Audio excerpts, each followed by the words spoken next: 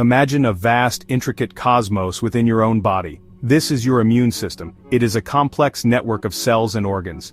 Its mission is to defend you against invaders. These invaders can be bacteria, viruses, or other harmful agents. Now, picture a very specific kind of invader. This is the human immunodeficiency virus, or HIV. HIV is a retrovirus. This means it carries its genetic information in RNA, not DNA. It has a unique way of inserting itself into your cells. This virus targets a crucial part of your immune system. It specifically attacks CD4 cells, also known as T helper cells. These cells are like the generals of your immune army. When HIV attacks these CD4 cells, it weakens the entire immune response. The virus uses the CD4 cell's own machinery to make copies of itself. This process slowly depletes the number of available CD4 cells. The body's ability to fight off other infections diminishes. This stage of severe immune damage is known as acquired immunodeficiency syndrome, or AIDS. Understanding this tiny invader is the first step towards combating its effects across our human cosmos. Knowing your HIV status is like having a clear map of your own personal universe. It provides crucial information. This information empowers you to make informed decisions about your health. It also helps protect the health of others. If you are living with HIV, knowing your status early allows you to access life-saving treatment. This treatment can keep you healthy for many years. It can also significantly reduce the chance of transmitting the virus to others. Ignorance in this case is not bliss, it's a missed opportunity for intervention. HIV testing is a vital tool for public health. When more people know their status, we can better understand the spread of the virus. We can target prevention efforts more effectively. We can also ensure that resources reach those who need them most. Widespread testing helps to destigmatize the virus. It makes it a manageable health condition rather than a hidden fear. Many people might not show any symptoms of HIV for years after infection. During this time, the virus can still be silently damaging the immune system. This is why testing is so important, even if you feel perfectly healthy.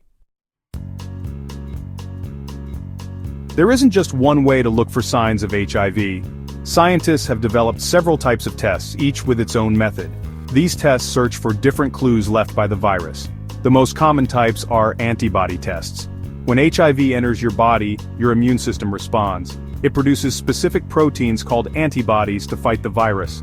Antibody tests look for these specific HIV antibodies in your blood or oral fluid. Another important category is antigen antibody tests. These tests search for both HIV antibodies and antigens. In the case of HIV, a specific protein called P24 antigen is produced even before antibodies develop. Then there are nucleic acid tests, or NATs. These tests look directly for the virus's genetic material, its RNA. The choice of test often depends on various factors, including the window period. Embarking on an HIV test is a straightforward journey. It begins with a decision to seek knowledge. You can get tested in many places. These include doctors' offices, health clinics, hospitals, and dedicated testing centers. Some areas even offer mobile testing units or self-testing kits. The first step is usually pre-test counseling. A healthcare provider or counselor will explain the testing process. They will discuss confidentiality and answer any questions you might have. The actual sample collection is simple and quick. For most rapid tests and some lab tests, it involves a finger prick to get a small blood sample. Sometimes a blood sample is drawn from a vein in your arm. Oral fluid tests use a swab to collect a sample from the inside of your cheek. The sample is then either tested on-site for rapid results or sent to a laboratory for analysis. Waiting for the results can sometimes cause anxiety. If it's a rapid test, you might receive your results within 20 to 30 minutes. For laboratory tests, the wait might be a few days to a week. Once the results are ready, you will receive post-test counseling. Section 5. Cosmic Messages, Decoding Your HIV Test Results. Receiving your HIV test result is like intercepting a message from your inner cosmos. A negative result means that the test did not find any signs of HIV infection. If you took an antibody test, it means no HIV antibodies were detected. If you took an antigen antibody test or a NAT, it means no viral material or specific antigens were found. This is generally good news. However, it's important to consider the window period. If the test was taken too soon after a potential exposure, it might not be accurate. If your test result is negative, but you've had a recent potential exposure, your healthcare provider might recommend retesting later. A negative result is also an opportunity to reinforce prevention strategies. A positive result means that the test detected HIV antibodies, antigens, or genetic material. This indicates an HIV infection. Initial positive results from rapid tests or some antibody tests are usually followed by a confirmatory test. This second test ensures the initial result was accurate. The news of a positive result can be overwhelming, a sudden shift in your personal universe. But a positive result is not a death sentence, not anymore. It means you can start treatment. Section 6. The Viral Dance, HIV's Replication Unveiled. The replication of HIV is a complex, almost choreographed dance at the microscopic level. It begins when an HIV particle encounters a susceptible host cell, typically a CD4 T helper cell.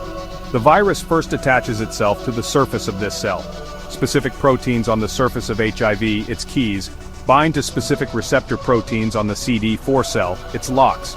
This binding is highly specific, ensuring HIV targets the right cells. Once firmly attached, the HIV particle fuses its outer membrane with the CD4 cell's membrane. This fusion allows the virus to release its contents into the cell.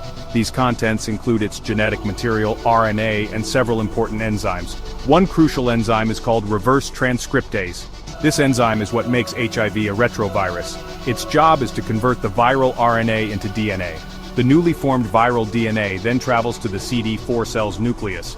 Here, another viral enzyme called integrase helps to insert the viral DNA into the host cell's own DNA.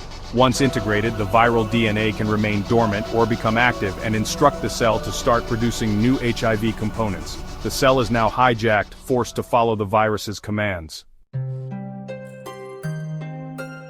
Section 7. Catching a Comet. The Power of Early HIV Detection. Detecting HIV early is like spotting a comet when it's still far from Earth. The earlier you see it, the more time you have to understand it and prepare. Early detection of HIV dramatically improves health outcomes. When HIV is diagnosed soon after infection, treatment can begin promptly. Modern antiretroviral therapy, ART, is highly effective. It works by interfering with the HIV replication cycle we just explored. Starting ART early helps to preserve immune function. It prevents the virus from causing extensive damage to the CD4 cells. Early treatment acts like a conservation effort. It protects the CD4 cell population. It keeps the immune system strong enough to fight off other infections and illnesses. People who start ART early and adhere to their treatment plan can expect to live nearly as long as people who do not have HIV. Early detection also has a profound public health benefit. When a person with HIV is on effective ART, the amount of virus in their blood can become so low that it is undetectable by standard tests. This is known as having an undetectable viral load. Section 8.